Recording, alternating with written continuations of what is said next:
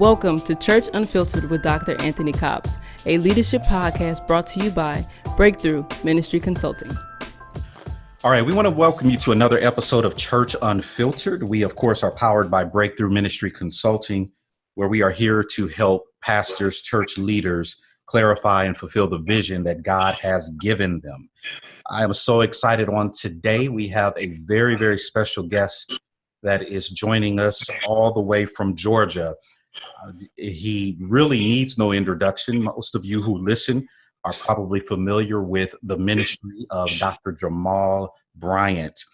He is a prolific preacher and definitely the voice of this generation. And we are excited to have him on here. He is the lead pastor, senior pastor of the Birth Missionary Baptist Church there in Georgia. And I have been an admirer of his ministry and followed as God has done tremendous things in his life over the course of years. Just excited for us to talk on today to Dr. Jamal Bryant. How are you doing today, Dr. Bryant? I'm doing wonderfully well. Thank you for having me. Well, thank you once again. I know you have a busy schedule, and we're so grateful for you to take the time out to visit us on today or come on the show today. I want to just jump right in because what I wanted to do on today is give people an opportunity to hear from Jamal Bryant. I want them to hear from you from the perspective of your call. You certainly are an expert, if you will, and we can talk on and on about social activism, different things that are relevant to pastors, church leaders, even today. And we'll get into that in just a moment. But I wanted us to hear about you. I wanted us to hear about your call and even how you stick to it. I was talking to a couple of pastors the other day, and one of them was expressing how they felt that the Lord was calling them to do a certain type of ministry or ministry from a certain angle, if you will. But they did not want to get involved in all that came along with that. And I said to them, I took them to Samuel. And in Samuel, when Samuel was called by the Lord, one of the amazing things about that story is just such a great story in itself. But one of the best things about that story is the first assignment that he had was to speak to his boss, if you will, had to speak to power and give a message that wasn't very popular, but that's what he had to do. And he had to do what the Lord had called him to do. So that's why I was excited about being able to talk to you, because you, to say the least, you are known for speaking truth to power. And so we are grateful for your ministry. I want to say that from the beginning.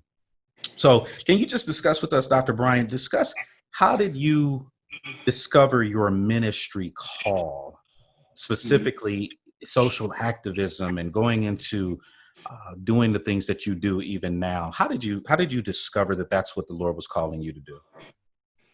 I always knew that I was called to social activism. I was president of the Morehouse chapter of the NAACP.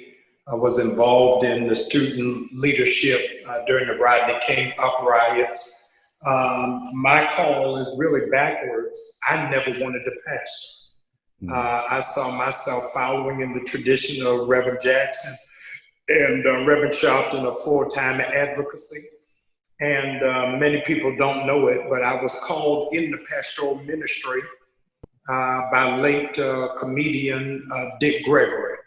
I spoke at the NAACP convention, and he walked up to me after I finished and said, "Man, in the 1970s, Black people, when they were in trouble, would call on two names, Jesus and the NAACP. Wow."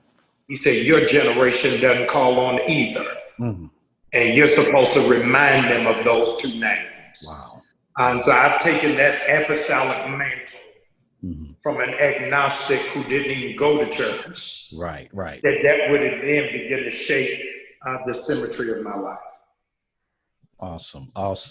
And so when you received that and had that conversation, did you at any point say to yourself, you know what, I don't know if I want to go I don't want to go that path. After thinking about it for a while, I thought about it. I didn't want to go on that path. I thought I would spend my life in the NAACP. Okay. And 45 days after the convention, the Bishop of California called me and said, the church your grandfather started, Bryant Temple, AME Church in Compton, the pastor is getting ready to retire and they want you to be his successor. I said, oh, we live in LA, I'm on the way. And I packed my stuff up. I resigned from my job at the NAACP. And I went out there for the pastor's retirement. And at the retirement banquet, he started crying and said he think he got another year left. Wow. So Bishop said, you a young man, go on back home. So I went on back home and got my NAACP job back. And so it was a real tug of war, like, Lord, I didn't even want to pastor. And now when I try to concede to do it, the door closes. So you're talking about this whole stick-to-itiveness is sometimes it's not even believing that you have to stick to what you want or what you desire, but that you're sticking to your assignment even when it is counter to your wish. Wow. Wow. Thank you. Thank you for sharing that. Your time at the NAACP, do you feel as if that time prepared you for what you do now? Yeah, my time at the NAACP equipped me for community organizing, which really catapulted me to be a church planter. I knew how to bring groups together, how to push them towards a goal, how to do Robert's rules of order to run a church business meeting. Right. All of that I gleaned from my time at the NAACP, how to pull to a cause that there can't be a protest if it's not tied to a policy. And so the NAACP really did more for me than seminary. Okay. You mentioned that you were a church planter. Of course, let me just say this: you are a hero to many pastors. When you planted your church in Baltimore, we were watching, and we were like, "Oh man, look at this ministry!" And so we were so excited about that. Several ministers that I know, pastors that I know, watching all over the country, watching what Jamal Bryant was doing. Can you kind of take us to that time frame? What made you decide to plant a church? I started to plant a church. I'm AME, third generation AME. And so after the door shut on me in LA, I went through a season of depression where I was trying to figure out how this happening to me, and I'm the son of a bishop. I'm the grandson of a bishop. At the time, I was the fill-in for Tavis Smiley on BET. I had national cachet as National Youth Director of the NAACP, and I still can't get a church. And Beyonce, at the time, who became my wife, said, you need to start a church. Whenever it is that you go, people follow. And she was Roman Catholic. So I was like, you don't know nothing about no church plant. So I knew that had to be the voice of God. And so I started with 43 people who I went to high school with, who I grew up with, who I knew over the years. And God mushroomed it from 43 to 4,000 in 3 years. Wow. Only the hand and the grace of God was able to do that. You were in the spotlight, had all of these things happening, as you just mentioned, and yet you weren't able to get a church in the traditional sense of being called to a church. What would you say to someone right now, one of the pastors that's listening, one of the ministers that's listening, who's just waiting and just wondering why? When is this going to happen? Why am I not being selected? Well, the good news I would say to them is because of COVID, you don't need a church, you need a laptop. The worst thing you want to do is candidate in this season because you don't even know what you're looking at or what it is that you have. Right. This is the rise and death of mega churches. I just got off of a 2-hour board meeting trying to figure out what am I going to do with a sanctuary that holds 8,000 with a mortgage that's $28 million and I can't use the building. And so young pastors, if you got a Chromebook, you are already on your way. Right. Because church as we know it has ended and we're walking into a new dispensation. Wow. Wow. Let's kind of fast forward to you. You just mentioned now you're at New Birth Missionary Baptist Church, which is again one of the ministries that young preachers, pastors of all ages actually have been watching over the years, and just the tremendous legacy that is there. Uh, can you talk to us about, even in sticking to your call, that transition that you made to go to New Birth Missionary Baptist Church after you came out of AME? Yeah. Well, I had two different things, especially for young preachers to be aware of, is to shift psychologically from being a founder to being a successor. So as a founder, it is 1,000% my vision. As a successor, I'm furthering somebody else's vision. Wow, that's great. So that's two different trains of thought. So at Empowerment Temple, where I pastored in Baltimore, I made announcements. This is what we're doing next. At New Birth, I got to do consensus building and group think and buy-in. Right. So that's a whole different mantle that you have to navigate and shift through. Right. And how has your experience been thus far at New Birth? This has been the greatest season of my life. Yes, it's been the greatest season of my life, of really on an Abraham journey of he's going to prosper you, but not telling you where you're going. That I had no idea. I had to tell my team, I can't write a 1-year plan because I don't know whether we're going to be in the sanctuary, whether we're going to be online. And so this is a real walk of faith, but I love every minute of it, and I have not a decibel of regret or second guessing of leaving what it is that I started because it wasn't mine, it was actually God's. Good. Okay. All right. And let me ask you this. You've been in the spotlight for years. How do you personally, how do you handle being in the spotlight?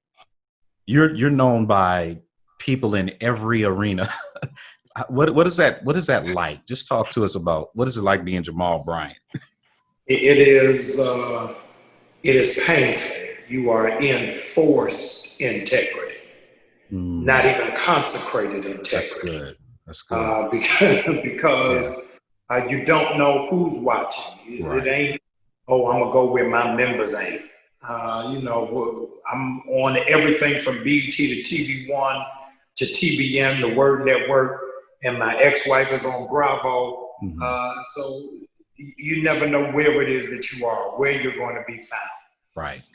So making that adjustment of, and I want to say this, you don't have the luxury of a private life. And so I dream of the days of wanting to go somewhere and just being free. And I don't have that. And so you have to make sure that your good is not evil spoken of. Wow. So a young pastor or a preacher that is listening, excited about this episode with Dr. Jamal Bryant, what do you say to them who look at your ministry, they admire, even go beyond admiring it, they want that level of anointing, they want that the accolades, they want the spotlight? What do you say to that preacher? I would say to them that we have been cursed by westernized success. David didn't lose favor because of Bathsheba. He lost favor because he counted how many members he had. Wow. So this whole mantle of wanting to be mega is really going to mess a whole lot of people up. If you're faithful over a few things, then he'll make you ruler.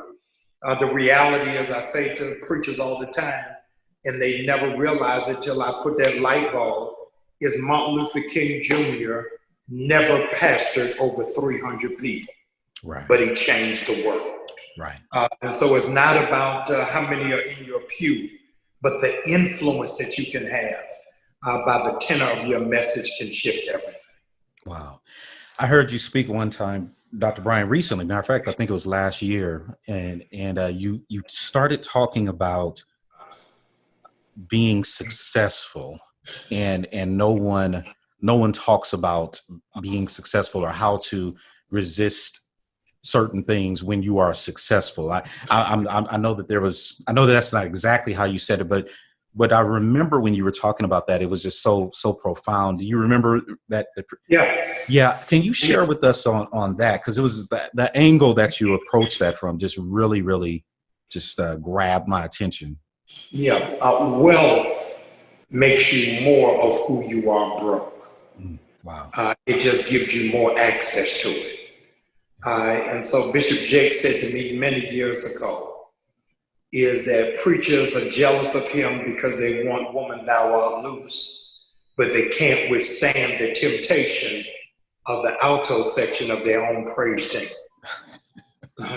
Oh my gosh. If you can't walk away from 4, how can you handle the arena of 40,000? Right. So at this level, you've got to have a gut check of your integrity. John Maxwell wrote a book called Talent is Not Enough. Right. And there's got to be a greater emphasis and focus on what is our character and how do we build that. That is awesome. That is awesome. And we know you are very transparent. You have shared your story over the years. You don't hold back. Let's talk to us about transparency and the role that plays in the life of a pastor. Yeah. Have you ever regretted being as transparent as you have been in recent years? No, I'm forced to. Our fathers in ministry lived in a different time. They did. And here, how old are you? I'm 49. Okay, we're the same age. Is our generation watches more unscripted television than scripted television. So from Love and Hip Hop, Basketball Wives, Real Housewives of Atlanta. And so because of that, it makes a subconscious plan of I don't want it scripted. I don't want it produced. I don't want it directed. And I don't want it written. That's what a whole generation behind us does. Right. So our fathers in ministry told us, don't address it from the pulpit.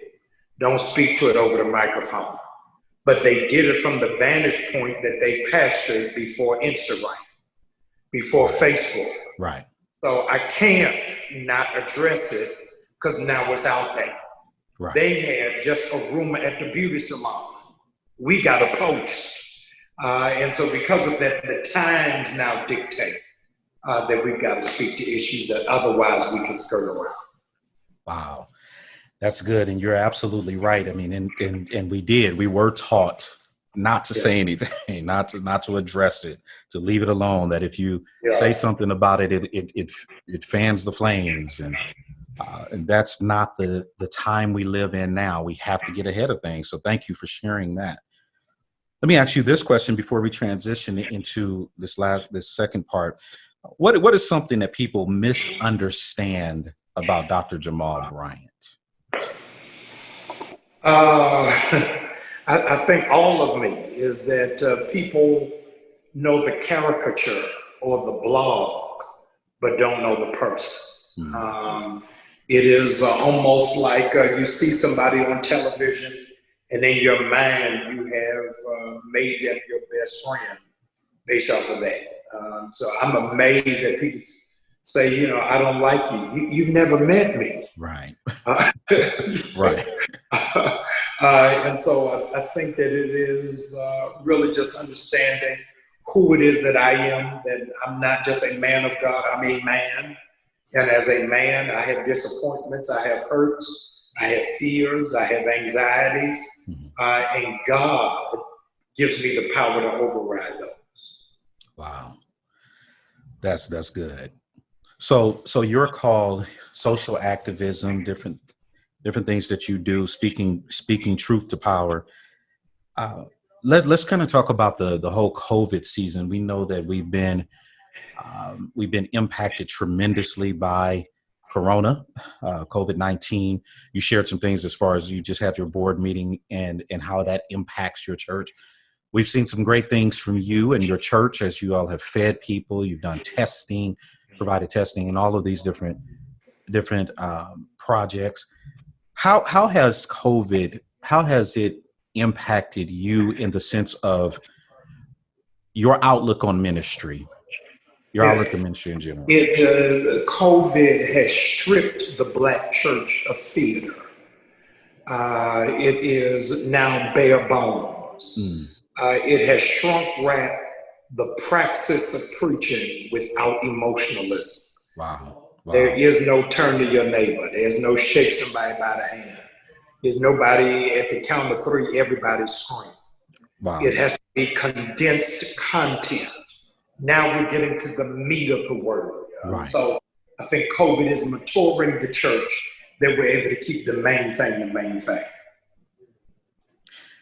So, and you personally, how has it impacted you personally, your family? It is strengthening my patience. Yeah. I am not used to being home this much. This is the most I've been home in my life. It is sharpening me as a pastor, where I've been bivocational as an evangelist and a pastor, but really putting all of my energy and stock into developing the ministry. All right. Okay. So let's talk, just a couple of questions I have in reference to just the state of where we are today, just socially, the church. I know this is your thing. You have been a tremendous blessing in helping to break down, just in a simplistic manner, how the church should respond to the social unrest and everything that has been taking place. What do you want to say to pastors who are listening on today? What should we focus in on during this season? I think that you've got to do an autopsy of your own body that you're charged over. And so what I am focusing here in Atlanta may not be the point of hemorrhage in Omaha. And so Shakespeare said, to thine own self be true. I don't know what the issues are in Omaha, but I think that your focus should be on the community. 92% of what Jesus did was outside of the church. And now 92% of what the church does is inside the building. And so I think really just getting a realistic assessment as to what is the need base in that community, and then finding a way to address those. That's good. And now I'm in San Antonio. I'm in San Antonio, Texas. And so we're seeing some similar things that you were experiencing there in Georgia, as far as how quickly things were reopened, and now we're seeing the impact of COVID and all of that. But we have churches that are looking like they may not even open up the rest of the year, even further out. And that is really causing some issues, if you will, with pastors who are just wanting to get back, and it's understandable. They want to get back and see their people, want to see the faces of the people. And I know you understand that as well. But the reality is, where we are with COVID doesn't match up with the desires that we have as far as wanting to get back in our churches. What if, and this is just a hypothetical question, what if this COVID season extends well into 2021? How do you think that will impact the church? I'm not sure, because for us, our viewership is growing. In COVID, I've taken in 1,000 new members. Our stewardship is moving. And so I am just in a rush to get in the church out of ego, because I want the whole environment. But the people are still being met, needs are still being met, and the community outreach is still going forth. But I think that where it is that we are, it's going to transition based off of the vision of the head of that church and how it is that they evolve. This is a hard restart for everybody. Right. I don't know what it's going to look like on the other side of the return, or whether it's going to push us backwards. And I think that it is definitely important for planning to take place, even though you don't know exactly what's going to happen. Many of the pastors that we minister to or help, you can start planning certain things. You can start thinking about certain aspects, especially your staffing and your focus as far as programs and your calendar. I tell pastors one of the first things you can look at is that calendar, because you have a bunch of events and activities that probably will not happen or probably should not happen. And I just think that it's really important to hear from someone such as yourself that does so much. Your church does so much for the community, does so much for the city. I have a list of all the different things that we've observed that you've done. How do you speak to the outreach aspect of this COVID season? You seem like, it seems as if New Birth is always feeding, always testing, always. What was the mindset as far as your decision to heighten your outreach? It was not mine. An old woman in my church in her late 70s asked me in January to do a food pantry. Okay. I wasn't keen on it. I had never done a food pantry at any point in my ministry. And to be honest and transparent, I only did it because she was on the New Birth Search Committee. So I felt like I owed her one. Yes, I understand. When it is that we started in January, we did 350 a month, bags of groceries. After COVID hit, it exponentially increased to 1,000 a week. And so I want to say to young pastors and preachers, be able to have the flexibility to embrace ideas that are not yours, to ideas that you are not necessarily excited about. Wow. Had I listened to myself, we wouldn't have the testimony we have. And so God really arranged it, and I'm grateful. And that's so rich what you just said, because the way that we see it as Dr. Bryant is the one that is doing this. So thank you for sharing that. I think it's so important for people to hear that. Listen to the folks around you. There may be some ideas that can really benefit your church and community. And I think that it even can release people from the pressure of having to be creative all the time, having to always think of something new. Yeah. A lot of pastors are going to suffer burnout by September.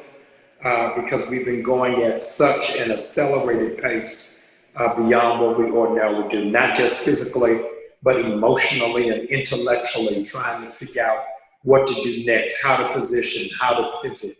And so self-care is very needed and necessary. Most pastors, as I'm going through Facebook on Sunday, Periscope, are doing everything. You're not letting your assistant pastor pray. The associate preachers haven't read scripture. You don't have to do it all. You are building a tabernacle unto yourself, and it has no sustainability. That's good. That's good. That's good. I've been watching. You've been on different sets as you've preached these past several weeks. You took me to another level with this past weekend at the museum, and so as we prepare to wrap up, just talk to us about your creativity. I know that I would be remiss if I didn't ask about your creativity and innovation. I know pastors want to hear about that. Yeah, I consider myself a creative. I did my doctoral dissertation on the theology of Shakespeare. What many people don't know is that Shakespeare went to seminary and dropped out as a middler, and said that he felt he could meet more people through the arts than he could through the pulpit. Wow. So what I do in ministry is always in a theatrical mind of now that we're out of the walls, why am I forcing myself to be in the church? Wow. I'm sending a message. For 18 weeks, I've been in a different place every week. And the message that I'm sending to my congregants, if you can't be in the church, then why should I? The second thing is that I am expressing that God is fluid. To meet God, you don't have to be in a sanctuary, right? But God is tangible in any environment. And so I'm intentional in doing that. Wow. Thank you for sharing that. And another question that as I was preparing for this, a couple of pastors mentioned to me, how do you handle, Dr. Bryant, criticism? Yeah, criticism comes with the job. It helps you know that you're working. Isn't it amazing? Nehemiah was building the wall. Right. And it wasn't until he was halfway that the critics came and said, come down. No critics were present while he was mixing cement. No critics was there when he was trying to buy a ladder. Criticism is evidence that your construction is going up. And so you need it. And I don't want us to confuse criticism with hateration. Just because I'm being critiqued doesn't mean that I'm disliked. Right. It means that I need to really evaluate. Some of the genius of Dr. King is that Malcolm X made him sharpen his philosophy. He needed somebody who was counter to what he believed to make him re-examine his own ideology. There would have been no greatness of Jesse Jackson if there was no Louis Farrakhan. You need somebody who is on the outside of what you believe to help temper it and for you to see it with a fresh set of eyes. That's good. That is good. That is good. Well, Dr. Bryant, thank you so much. Thank you so much. Thank you for having me. And in these closing moments, what do you want to say to us as pastors? These pastors listening, this is an election year. We have a variety of people that listen to this. We have Southern Baptists, National Baptists. We have a variety of pastors and preachers. What is the single most important thing we need to think of going into this season? I would say find your role and your lane. I am an advocate, but that is my call. All of us are not called to do it. There's several ways that you can play a part. You can never protest, but you can lend your van to get people to the polls. You cannot believe in Black Lives Matter, but you can share your Wi-Fi in the parking lot so young people can meet. Yeah. You can make up in your mind you're never going to jail, but you can bail out those that do. And so I want to say to those of you who are in ministry, find your lane, and in the words of Shakespeare, to thine own self be true. Thank you so much. Thank you, Dr. Jamal Bryant. You have blessed us, and we truly thank God for you. You can find Dr. Bryant everywhere, social media, Facebook, Instagram, and of course, at the new Birth Missionary Baptist Church. Take a listen to him and see this prophetic voice of this generation. Thank you again, Dr. Jamal Bryant. Thank you for listening to Church Unfiltered with Dr. Anthony Cobbs. Be sure to subscribe to this podcast so you don't miss an episode. For more resources related to today's topic, visit churchunfiltered.com or follow Dr. Anthony Cobbs on Facebook, Instagram, and Twitter.